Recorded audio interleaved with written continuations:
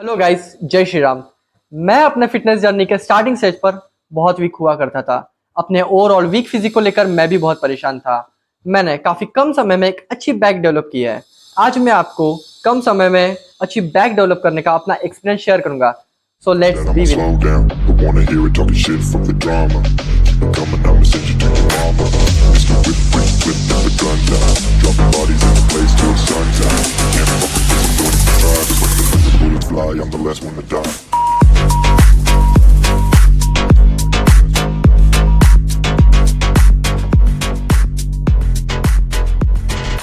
Video specially beginners के लिए रहने वाला है। मैं आज वो मिस्टेक्स के बारे में बताऊंगा जो मोस्ट ऑफ द बिगिनर्स करते ही करते हैं। First of all, most frequently asked question वही यही है कि हम एक ब्रो स्प्लिट फॉलो करें या एक double muscle split. I sincerely believe कि ब्रो स्प्लिट फॉलो कर रहे हो, मतलब आई थिंक कि अगर आपका प्रोटीन इंटेक कम है तो आपको एक ब्रो स्प्लिट ही फॉलो करनी चाहिए, क्योंकि आप ब्रो स्प्लिट यानी क्या, सिंगल मसल को वीक में एक बार ही टारगेट कर रहे हैं। डबल मसल स्प्लिट यानी वीक में 2 बार टारगेट कर रहे हैं एक मसल ग्रुप को। देन अगर आप 2 मसल को रिक्वायर्ड प्रोटीन नहीं दे पा रहे तो आप गो फॉर सिंगल मसल यानी ब्रो स्प्लिट पे जाइए। ओके, ये क्वेश्चन तो मैंने क्लियर कर दिया। अभी हम बात करेंगे मैं जो एक्सरसाइजेस परफॉर्म करता हूँ। मैं एक डबल मसल स्प्लिट फॉलो करता हूँ जिसमें मैं बैक के 4 एक्सरसाइजेस परफॉर्म करता हूँ, जिसमें फर्स्ट एक्सरसाइज मेरी रहती है बारबल रोइंग।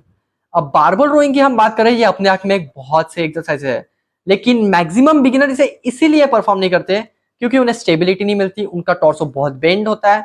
लेकिन अगर आप इस एक्सरसाइज में मास्टर कर रहे हैं तो आपकी ओवरऑल बैक डेवलप करने के लिए ये एक बहुत से एक्सरसाइज है। लेकिन अगर इसे परफॉर्म कैसे करना सही से, इसके बारे में अगर हम बात करें तो हम बारबल रोइंग में एक गलती करते हैं। आई नो सब बिगिनर्स के मन में ये रहता है कि हमें एक स्टेबल और एक अच्छे कंट्रोल वे में इसे परफॉर्म करना है।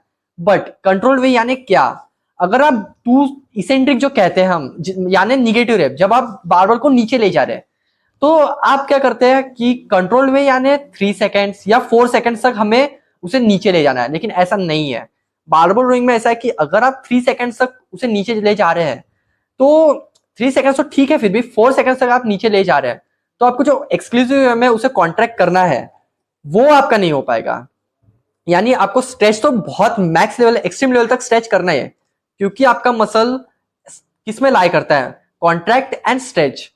आप कॉन्ट्रैक्ट तो आप एक्सट्रीम लेवल तक नहीं कर सकते, अगर आप यहां तक ले जा रहे हैं हाँ, लेकिन आप उसे और पीछे ले जाएंगे तो आपके ट्रैप्स, आपके रेयर डेल्ट्स परफॉर्म करना स्टार्ट कर देंगे। लेकिन अगर आप स्ट्रेच कर सकते तो उसे एक्सट्रीम लेवल तक स्ट्रेच करिए ही करिए। ओवरऑल बारबल रोइंग परफॉर्म करते वक्त मैं आपको यही बताना चाहूंगा कि आपको ना ही बहुत ज्यादा कंट्रोल करना है, 4-5 सेकंड्स का इसेंट्रिक इतने कंट्रोल वे में नहीं ही करना है, लेकिन आपको एक एक्सक्लूसिव वे में कॉन्ट्रैक्ट करना ही करना है। मैं 2 vertical pulls and 2 horizontal pulls perform करता हूँ। बारबल रोइंग के बाद मैं लैट पुल डाउन परफॉर्म करता हूँ। लैट पुल डाउन एक मस्ट डू एक्सरसाइज, ये आपको करनी ही करनी है। लेकिन सबको पता है लैट पुल डाउन करते वक्त आपको back tight and chest up रखनी है, बट फिर भी गलती की जाती है। वो गलती ये है कि अगर आप स्ट्रेच कर रहे हो, ठीक है, स्ट्रेच तो आपको मैक्स लेवल तक करना ही करना है, बट जब कॉन्ट्रैक्ट कर रहे हैं पीछे तब आप आपके ओवरऑल बैक को पीछे ले जाते हैं, ओवरऑल बॉडी को पीछे जाते हैं। नहीं, आपको ये नहीं करना है। जब आप स्ट्रेच कर रहे हो देन आपको आपके लोअर चेस्ट या मिड चेस्ट तक तो लेकर आना ही रॉड, लेकिन आपको आपकी बैकबोन बेंड करनी है, ना ही आपको आपकी ओवरऑल बॉडी पीछे ले जानी है। एंड ऑफ द वीडियो में आपको बताने वाला हूं आपको कितने रेपिटेशंस परफॉर्म करने हैं, आपका रेस्ट टाइम कितना होना चाहिए, एंड अगर आपका प्रोटीन इंटेक कम है तो आपको वो वर्कआउट के बाद लेना चाहिए या वर्कआउट के पहले, यानी किस टाइम पर वो परफेक्ट रहेगा, ये मैं आपको बताने वाला हूँ। सबसे पहले मैं जो एक्सरसाइजेस परफॉर्म करता हूँ हम उसके बारे में बात कर लेते हैं। लैट पुल डाउन के बाद मैं सीटेड रोइंग परफॉर्म करता हूँ। अब सीटेड रोइंग की हम बात करें, सीटेड रोइंग परफॉर्म करते वक्त आप हमारे हाथ में जो डी बार रहता है उसकी पोजीशन क्या रहनी चाहिए, उसकी position straight to your core रहनी चाहिए। जैसा कि आप वीडियो में देख सकते हैं, आप वीडियो में देख रहे हैं मेरे पैर की पोजीशन जो है वो ना ही ज्यादा बेंट है और ना ही ज्यादा मैंने पैर स्ट्रेट रखे हैं। एक जिस पोजीशन में मैंने पैर रखे आपको भी उसी पोजीशन में रखने हैं। और आप मेरा इसेंट्रिक पार्ट देख सकते हैं, यानी जब मैं रेप को नीचे यानी छोड़ रहा हूँ मैं कितने कंट्रोल्ड वे में छोड़ रहा हूँ एंड कितने एक्सक्लूसिव वे में मैं उसे कॉन्ट्रैक्ट कर रहा हूँ। जब मैं कॉन्ट्रैक्ट कर रहा हूँ तब मैं ना ही बहुत ज्यादा स्पीड में, यानी अपनी बैक को भी बहुत ज्यादा ये नहीं कर रहा बेंट, जहां से मैंने रेप को छोड़ा था मैं वही आके रुक रहा हूँ। सीटेड रोइंग आपके ओवरऑल बैक के स्ट्रक्चर के लिए एक बहुत सी एक्सरसाइज है, लेकिन बेंट ओवर रोज के बाद आपको हर एक एक्सरसाइज में 3 to 4 सेकेंड्स का इसेंट्रिक पोर्शन कंट्रोल करना ही करना है, क्योंकि जहां तक आप कंट्रोल्ड वे में स्ट्रेच करोगे वो आपके मसल्स को ज्यादा टारगेट करेगा। सीटेड रोइंग के बाद मैं स्टैंडिंग रोइंग परफॉर्म करता हूँ। जैसे कि आप वीडियो में देख सकते हैं, मैं ज़्यादा दूर भी नहीं खड़ा हूँ और ज़्यादा पास भी नहीं। और जब मैं रॉड को पीछे ले जा रहा हूँ, यानी जब मैं इसेंट्रिक पोजीशन में ले जा रहा हूँ, तो मेरा 3 सेकेंड्स एटलीस्ट मैं ले रहा हूँ और एक एक्सक्लूसिव वे में कॉन्ट्रैक्ट कर रहा हूँ। आप देख सकते हैं मैं बहुत ज़्यादा बेंट हुआ हूँ, इससे मेरे लैट्स को एक बहुत अच्छा स्ट्रेच मिलता है। ये हो गए वो एक्सरसाइजेस जो मैं खुद परफॉर्म करता हूँ। अब आपके मन में वो सवाल रहेगा कि क्या बाकी सारे एक्सरसाइज गलत है, क्या मैं जो परफॉर्म करता हूँ वही प्रेशर सिर्फ देते हैं, बाकी एक्सरसाइज कुछ परफॉर्म करने मुझे तो वो वाले एक्सरसाइज में ज्यादा प्रेशर आता है, मुझे ब्ला ब्ला। बट अभी एज अ बिगिनर मैं कंसीडर करता हूँ आपका फर्स्ट डे है जिम में, आपका फर्स्ट बैक डे है ऐसा समझ लेते हैं, और अभी आपको जीरो नॉलेज हो है। आप जाएंगे ट्रेनर के पास और उनसे पूछेंगे, अभी वो आपको बताएंगे 6 से 7 एक्सरसाइजेस। अभी एज अ ट्रेनर वो भी गलत नहीं कर रहे क्योंकि आपको जीरो नॉलेज है, वो आपको 6 से 7 एक्सरसाइज इसलिए बता रहे हैं क्योंकि आप जान सको कि आपको कौन सा एक्सरसाइज खुद ज्यादा प्रेशर दे रहे हैं। और मैं हमेशा ये बोलना चाहूंगा कि आपको बहुत ज्यादा वॉल्यूम से, बहुत ज्यादा इंटेंसिटी से वर्कआउट नहीं करना है। बस एक चीज एज अ प्रो टिप, या ये टिप सब देते हैं और मैं भी वही कहूंगा कि आपको हर एक एक्सरसाइज को फेलियर तक परफॉर्म करना ही करना है। आपको वो रेप्यूटेशन तक परफॉर्म करना है जहां आप सामने नहीं कर पा रहे हो, आप हाफ रेंज ऑफ मोशन में आ रहे हो, लास्ट स्टेप में वो होता है फेलियर। आपका वही टॉप सीक्रेट है जहां आप एक अच्छे वे में मसल ग्रो कर सकते हो, और मसल बिल्ड वही फेलियर रेप्स में ही होता है। तो आपको फेलियर जाना ही जाना है। जैसा मैंने स्टार्टिंग में कहा था कि आपको कितने रेपिटेशन परफॉर्म करने चाहिए। देखिए मैं खुद अगर कंपाउंड मूवमेंट परफॉर्म कर रहा हूँ, यानी अगर मैं बेंट और रोज की बात करूँ तो मैं 8 to 12 रेप्स परफॉर्म करता हूँ, यानी मैं 9 पर, यानी मैं जब तक फेलियर जाता हूँ ओवरऑल यही कहूंगा कि, लेकिन मैं ऐसा वेट चूज करता हूँ कि मैं 8 to 12 रेप्स में फेल हो जाऊँ, यानी वो 9 भी हो सकता है, 10 भी हो सकते हैं, या वो 8 भी हो सकते हैं। बट हाँ 8 से कम मैं मानता हूँ कि वो एक प्रकार की ईगो लिफ्टिंग हो गई।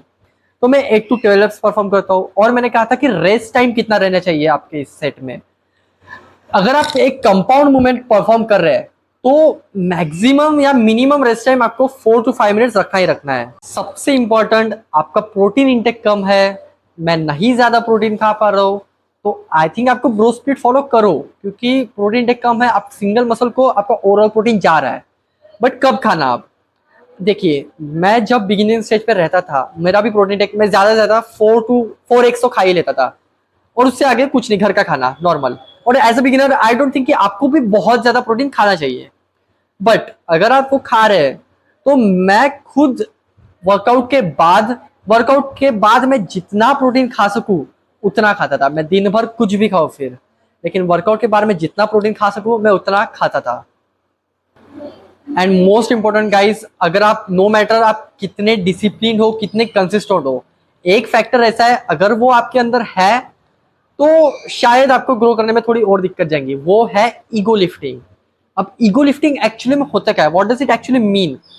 ईगो लिफ्टिंग ये है, मैं ऐसे मानता हूं, अगर ईगो लिफ्टिंग वो है कि आप बहुत ज्यादा हेवी वेट यूज कर रहे हैं बट आप 3 to 4 रेप्स प्रॉपर टेक्निक में परफॉर्म कर रहे हैं। आप जानते हो कि 3 to 4 रेप्स सफिशिएंट नहीं है, इनफ नहीं है आपके मसल ग्रोथ के लिए, फिर भी आप बहुत हेवी वेट लेके प्रॉपर टेक्निक में 3 to 4 रेप्स परफॉर्म कर रहे हैं, वो होती है ego lifting.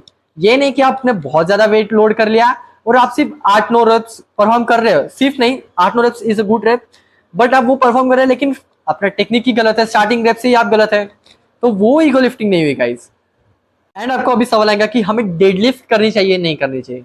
I think as a beginner तो आपको इतने कैपेबल नहीं हो कि आप डेडलिफ्ट परफॉर्म करो, क्योंकि आप में अभी स्ट्रेंथ भी बिल्डअप होनी चाहिए, होनी की है, आप में अभी स्टेबिलिटी इतनी आई नहीं है डेडलिफ्ट परफॉर्म करने के लिए, तो आपको परफॉर्म करनी चाहिए नहीं करनी चाहिए।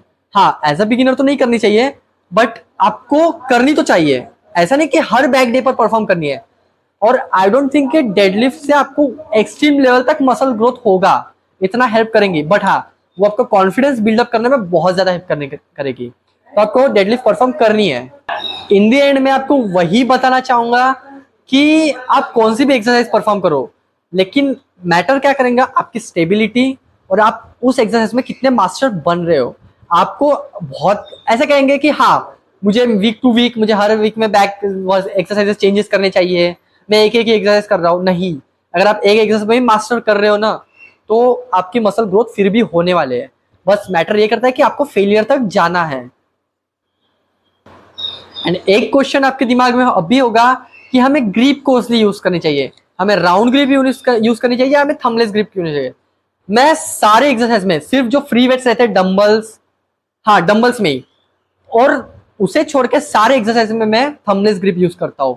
और आई थिंक बैक के लिए भी थंबलेस ग्रिप बहुत सही है, क्योंकि इससे आपका फोरआर्म एक्टिवेशन कम हो जाता है। तो आफ्टर ऑल एक अच्छी बैक के ग्रोथ के लिए आपको ईगो लिफ्टिंग गाइस छोड़नी पड़ेगी, और आपको एक कंट्रोल्ड वे में सारे एक्सरसाइज परफॉर्म करने हैं।